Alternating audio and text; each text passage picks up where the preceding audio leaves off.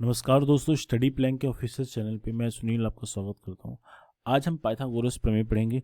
ये काफ़ी इंपॉर्टेंट है। ये आप किसी भी एग्ज़ाम या पेपर दे रहे हो जिसमें ज्योमेट्री का पोर्शन आता हो, जिसमें मेंसुरेशन का पोर्शन आता हो, जिसमें बेसिक्स ट्रायंगल्स के बारे में चीज़ें आती हों, तो आप समझो पाइथागोरस आपको आना चाहिए प्रमेय।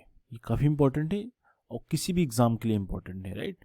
सो स्टार्ट करते हैं। तो सबसे पहले हम देखते हैं व्हाट इज पाइथागोरस प्रमेय। पाइथागोरस प्रमेय क्या है? तो पाइथागोरस का जो थ्योरम है उसको पहले समझने से पहले एक चीज़ ये समझना पड़ेगा। कोई भी अगर ट्रायंगल गिवन है, अगर इस तरीके से कोई ट्रायंगल गिवन है, तो इस वाले त्रिभुज ट्रायंगल में क्या क्या चीज़ें हो सकती हैं। इस वाले ट्रायंगल में सबसे इंपॉर्टेंट टर्म क्या है कि ये आपको 91 कम से कम एक कोण 90 अंश का होना चाहिए पाइथागोरस प्रमेय लगाने के लिए। तो आप बोलोगे सर इसमें 90 डिग्री है, एक के ऊपर एक लंबवत है, इस वाले पॉइंट पे लंबवत है, ठीक है। ये 90 डिग्री का सिंबल होता है, 90 अंश है। तो इसमें एक चीज़ ध्यान दो, जो चीज़ इंपॉर्टेंट है मुझे बताने वाली बातें, कि अगर यहाँ पे मैं कोण लेता हूँ तो इसके सामने जो भी साइड आएगी, जो भी भुजा आएगी, वह लंब होगी। आपको ये पता रहना चाहिए, ठीक है। दूसरी बात, अगर मैं अपने कोण को यहाँ रखता हूँ जिसके संदर्भ में बात होगी, इस कोण को अगर मैं यहाँ पे रखता हूँ, इसके सामने अगर बात हो रही है तो लंब यह हो जाएगा, ठीक है। और जो बाकी दूसरा बचेगा उसको आधार बोलते हैं, इसको आधार लिख लिया, ये आधार होता है, इसको बेस बोला जाता है हिंदी में, इंग्लिश में। और यहाँ पे इस कंडीशन में क्या हो जाएगा, ये आधार बन जाएगा। तो मतलब आधार और लंब कभी फिक्स नहीं होते, डिपेंड करता है कंडीशंस के अकॉर्डिंग, जिसके रेफरेंस से पूछी जा रही है बातें। लेकिन त्रिभुज में सबसे बड़े कोण के सामने जो भुजा बनती है, त्रिभुज में सबसे बड़े कोण के सामने, जो मैं बता क्या बोल रहा हूँ, त्रिभुज में सबसे बड़े कोण के सामने जो भुजा बनेगी उसको बोलते हैं विकर्ण। क्या बोलते हैं? इसको बोला जाता है विकर्ण। ये विकर्ण है। तो इसका तात्पर्य यह हुआ कि किसी त्रिभुज में सबसे बड़ी जो साइड होगी, वो सबसे बड़ी जो भुजा होगी, उसको विकर्ण बोला जाता है। ये भी नोट करोगे आप, इसको विकर्ण बोल दिया तो मतलब हो गया कि मैंने आपको क्या बताया, किसी त्रिभुज में सबसे बड़ा जो कोण होगा उसके सामने सबसे बड़ी भुजा बनेगी। सबसे छोटा कोण, जो इसका रिवर्स अगर कर दूं, सबसे छोटे कोण के सामने सबसे छोटी भुजा बनेगी। इतनी बात समझ में आ गई। और ठीक है, आपने लंब पहचाना सीख लिया, आधार पहचाना सीख लिया, आपने विकर्ण सीख लिया कि सबसे बड़े कोण के सामने सबसे बड़ी जो भुजा बनेगी, या फिर ऐसा कह सकते हो किसी त्रिभुज में सबसे बड़ी जो भुजा होती है विकर्ण हमेशा रहेगी। आपको पहचानने का तरीका बता दिया, इसको भी नोट कर लो। अब आते हैं पाइथागोरस प्रमेय में। तो पाइथागोरस प्रमेय क्या होता है? पाइथागोरस का जो स्टेटमेंट है किसी समकोण त्रिभुज के लिए एप्लीकेबल है। अगर मैं बोलता हूँ कोई समकोण त्रिभुज ए बी सी है, अगर मैंने इसको बोल दिया ए बी और सी, ये पाइथागोरस प्रमेय है, 90 अंश का कोण बन रहा है, तो ये राइट एंगल ट्रायंगल मतलब समकोण त्रिभुज है। तो इसका स्टेटमेंट क्या है? किसी पाइथागोरस प्रमेय में, किसी समकोण त्रिभुज में जो उनके हाइपोटेन्यूज, इसका मतलब हाइपोटेन्यूज का जो स्क्वायर होता है, हाइपोटेन्यूज का जो स्क्वायर होगा, या फिर जो बोल सकते हैं जो विकर्ण का जो स्क्वायर होगा, वो उसके आधार का स्क्वायर, बेस का स्क्वायर लिखोगे आप, आधार का स्क्वायर प्लस लंब मतलब परपेंडिकुलर का स्क्वायर जो होता है उसके इक्वल रहेगा। मैं यहाँ पे शॉर्टकट लिख रहा हूँ, स्क्वायर होगा। या फिर हिंदी वाले उनके लिए लिख लूँ, विकर्ण का जो स्क्वायर होगा, विकर्ण का स्क्वायर बराबर क्या हो जाएगा, ये हो जाएगा आधार का वर्ग, आधार का वर्ग प्लस लंब का वर्ग, ठीक है, लंब का वर्ग। ये है पाइथागोरस प्रमेय का स्टेटमेंट। आप याद रखेंगे, किसी त्रिभुज में जो समकोण त्रिभुज है उसका सबसे बड़ी वाली जो साइड होती, सबसे बड़ी वाली जो भुजा होती, उसका वर्ग शेष दो भुजाओं के वर्गों के योगफल के बराबर होती है। इतनी बात समझ में आ गई? यही स्टेटमेंट है ना। सबसे बड़ा वाला साइड क्यों मैं कह रहा हूँ, क्योंकि ये ऑलवेज सबसे बड़ी जो साइड रहेगी 90 अंश के सामने होती है। किसी त्रिभुज में सब तीनों कोणों का योगफल 180 अंश होता है। अगर एक कोण का योग 90 अंश हो गया तो मतलब ये कोण बी ही क्या होगी, सबसे बड़े वाली कोण होगी, क्योंकि बाकी शेष दोनों कोणों का योगफल, इन दोनों कोणों का योगफल ये क्या होगा, इन दोनों कोणों का योगफल 90 अंश होगा। इसका मतलब ये 90 से छोटे ही होंगे। इसका मतलब जो AC जो साइड है यही क्या हो गया आपका विकर्ण, इस कंडीशन में रहेगा, ठीक है। ये बात समझ में आ गई।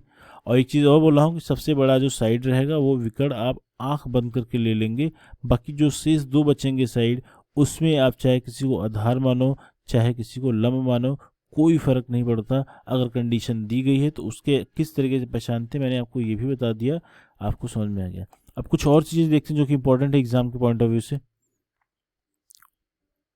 देखो ऐसे भी क्वेश्चन एग्जाम में आते हैं, ठीक है। ये क्वेश्चन है, मान लीजिए ये क्वेश्चन है।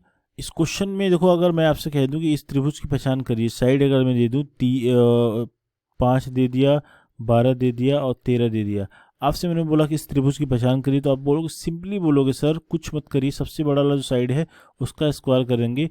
सबसे बड़ी वाली साइड क्या है भाई, यहाँ पे बताओ, सबसे बड़ी वाली साइड क्या है, 13 का स्क्वायर करेंगे तो 169 आ जाएगा, 169। 12 का स्क्वायर करेंगे तो 149, सॉरी 144, और 5 का स्क्वायर करेंगे तो 25 हो जाएगा। इन दोनों को जोड़ लीजिए, ये वैल्यू आएगी कितनी, 125 आएगी, सॉरी 169 आएगी, जो कि जो सबसे बड़ी वाली साइड है इन दोनों के वर्गों के योगफल के बराबर है। तो मतलब क्या हो गया, यह हो गया समकोण त्रिभुज RAT, राइट एंगल ट्राइंगल, ठीक है। ये बेसिक समझ में आ गया। एग्जाम में आपको 3 साइड दे दी जाएगी, पूछा जाएगा कि कौन सा त्रिभुज है, त्रिभुज की प्रकृति बताओ, ठीक है। यहाँ से एक चीज़ और पॉइंट नोट करो, आप नोट करके चलो कि अगर अगर अगर अगर अगर मैंने इसको बोला A, B और C, इस केस में तो सारी चीज़ें इक्वल है। आप बोलोगे क्या सर, अगर AB का जो स्क्वायर है प्लस BC का जो स्क्वायर है ये हमारा AC के स्क्वायर है, मतलब AB मतलब लंब का स्क्वायर, BC मतलब आधार का स्क्वायर, इन दोनों के वर्गों का योगफल कर दिया जाए तो AC के स्क्वायर के इक्वल हो रहा है, जो कि उसका विकर्ण है। लेकिन आप एक कंडीशन और नोट करो, अगर AB का स्क्वायर है प्लस BC का जो स्क्वायर कर दिया, अगर ये बड़ा है AC से, तो कौन सा त्रिभुज होगा, ये तो 90 अंश के कोण का था, ये समकोण त्रिभुज के लिए था, 90 अंश के कोण के लिए, हाँ। अगर ऐसा केस बनता है तो इसका मतलब ये हो गया कि यह होगा न्यून कोण, जिसको एक्यूट एंगल कहते हो आप, एक्यूट एंगल ट्रायंगल, इसको हिंदी में न्यून कोण बोला जाता है, इसको इंग्लिश में क्या बोलते हैं, एक्यूट एंगल ट्रायंगल, ठीक है। ये आपको, अगर दूसरा केस अगर मैं बता दूँ इस तरीके से, अगर केस में अगर कुछ इस तरीके से आता है, AB स्क्वायर प्लस BC का square is less than AC के स्क्वायर, तो इसको बोलते हैं क्या, इसको बोला जाता है क्या, क्या बोलते हैं इसको, ऑब्ट्यूज एंगल ट्रायंगल बोलते हैं। जो इसमें त्रिभुज बनेगा तो ऑब्ट्यूज एंगल बोलते हैं, अधिक कोण त्रिभुज बोला जाता है, ऑब्ट्यूज एंगल और ट्रायंगल, तो इसको ऑब्ट्यूज एंगल ट्रायंगल, तो ये भी नोट करके चलोगे, इस पे भी क्वेश्चन एग्जाम में आपके पूछे जा सकते हैं, ठीक है। ठीक, अब देखो फटाफट से चीज़ें कर लेते हैं, कहाँ कहाँ यूज होता है, बहुत सारे यूज आएंगे, आप करोगे तो आपको बहुत ईजी लगेगा सारी चीज़। देखो ये क्या है, एक मैं इसमें ये क्या है, शेप क्या है, ये है वर्ग है, वर्ग क्योंकि ऑल साइड्स इक्वल है, और इसके कॉर्नर वाला जो एंगल बन रहा है 90 अंश का। भाई देखो एक के ऊपर अगर ऐसा कोई साइड अगर इस तरीके से, तो ये कोण हमेशा 90 अंश बनेगा, आप ये याद रखो। तो इसके जो वर्टेक्स वाले एंगल है, कोने के जो कोण है, सब में 90 अंश का कोण बन रहा है, आपको ये चीज़ ऑब्जर्व करनी पड़ेगी। ये 90 अंश का कोण बना है, यहाँ पे भी 90 अंश का कोण बना, तो ये आपने देख लिया। जब ये 90 डिग्री का एंगल बना है, आपसे पूछा जा रहा है what is the length of diagonal. Diagonal क्या है भाई, AC तो डायगोनल है, हमसे AC की लेंथ पूछी जा रही है। इसमें कुछ करो मत, सिंपली आप ये देखो, एक ट्रायंगल आपको दिख रहा है कौन सा, अगर मैं इसको इस तरीके से अगर अलग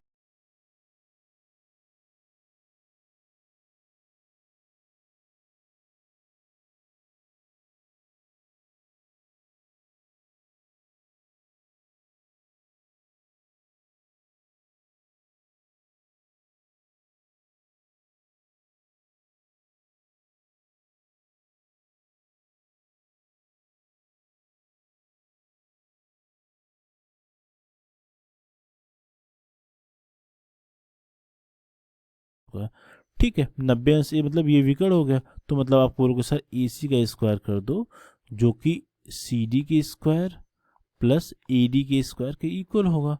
सिंपल सी बात है, AC की वैल्यू कैसे निकालोगे, CD की वैल्यू 4, 4 का स्क्वायर, AD की वैल्यू 4, 4 का स्क्वायर, 16 16 आएंगे, 16 16 को अगर आपस में ऐड करके 32, AC स्क्वायर की वैल्यू 32 आई है। लेकिन अगर AC की वैल्यू फाइंड आउट करोगे तो क्या हो जाएगा, दोनों बच्चों का वर्गमूल लेना पड़ेगा, तो ये भी वर्गमूल में, ये भी वर्गमूल में, तो ये वैल्यू AC क्वेश्चन क्या हो जाएगा, क्यों स्क्वायर था तो ये AC हो जाएगा। जब इसको सॉल्व करोगे, यही इसका आंसर लिख लो, मैं यही में कर लेता हूँ, ठीक है। इसको सॉल्व करोगे तो कुछ 4√2 इसका आंसर आएगा, ठीक है। मगर ये भी करोगे तो यूनिट, अगर सेंटीमीटर तो सेंटीमीटर लगा लो, और दोनों क्योंकि वर्ग था, वर्ग में एक ही दोनों कॉमन विकर्ण था, तो दोनों की लंबाइयाँ बराबर होंगी। एक निकाल लिया, दूसरे निकालने की ज़रूरत नहीं है। ठीक ठीक है, इतनी बात समझ में आई। आप ये भी देख सकते हो, ये आप देखो, इसको ऑब्जर्व करो, ऑब्जर्व करो और इसमें चीज़ें फाइंड आउट करो। इसमें अगर मैं बोलता हूँ कि ये 90 डिग्री एंगल दे रखा है, आप लोग सब लोग ये क्वेश्चन का आंसर बताना, मैं इसको कर नहीं रहा हूँ। इस क्वेश्चन ये 90 डिग्री यहाँ पे दे रखा है इस सेंटर पे, इसका मैं नेम करता हूँ पी क्यू और आर लिख दिया। आपसे मैं पूछ रहा हूँ क्यू आर की वैल्यू बताओ।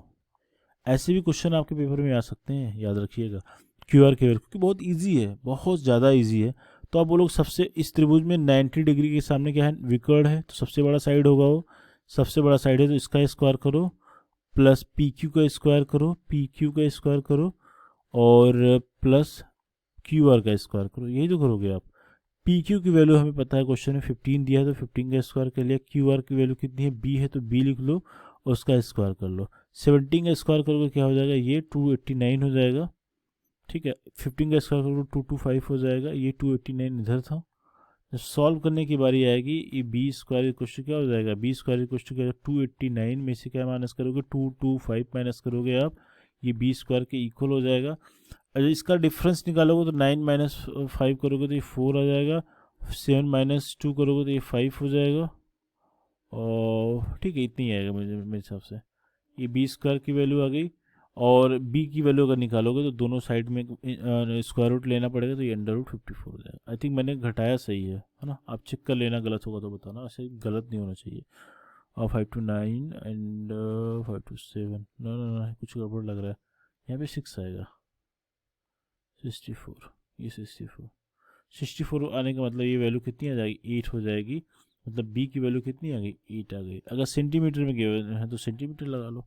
ये भी क्वेश्चन पेपर में आते हैं, ये बता के कि 90 डिग्री का एंगल है, आप उसका एक साइड की वैल्यू बताओ। बात समझ में आ गई। अब कुछ और चीज़ें देखते हैं फटाक से, जो कि वेरी इंपॉर्टेंट, इसको बोलते हैं पी टी, पाइथागोरियन ट्रिपलेट इसको नाम कहते हैं। ठीक है, इसको याद रख लेना आप, पाइथागोरियन ट्रिपलेट। इसका क्या मतलब है, ये सारी चीज़ें मैं नंबर्स क्यों आपको दिखा रहा हूँ। कभी कभी एग्जाम में आपसे ये साइड्स दे दी जाएंगी, पूछेगा कि त्रिभुज की प्रकृति बताइए भाई। तो सिंपली बात है कि अगर मैं 3 4 5 लिख रहा हूँ, अब ध्यान से ऑब्जर्व करना, इस सभी में यही चीज़ होगा।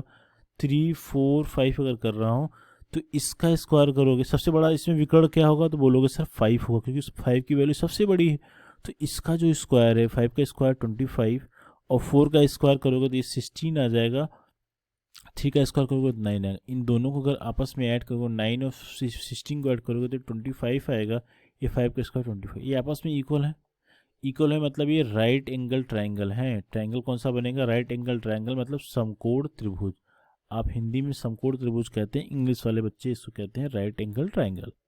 कोई सा भी देख लो। दूसरा देखो भाई, दूसरा देखो, 5 12 13, सबसे बड़ा साइड कौन सा है, बोलोगे 13, तो मतलब इस सही क्रम में लिखा है। तो 13 का स्क्वायर करो 169, 12 का स्क्वायर करोगे तो 144, ठीक है, और ये 5 का स्क्वायर करोगे क्या हो जाएगा, 25 हो जाएगा। इन दोनों को अगर आपस में ऐड करो तो ये वैल्यू का एडिशन कितना आएगा, 169 आएगा, जो कि 169 के इक्वल है। तो ये क्या हो जाएगा, समकोण त्रिभुज है। इसको बोलते हैं पाइथागोरियन ट्रिपलेट, है ना।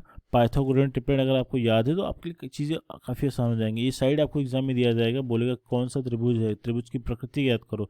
तो ये आप मैं आपको एक प्रैक्टिस के तौर पे छोड़े जा रहा हूँ, ये सारी चीज़ें आप खुद से प्रैक्टिस करना।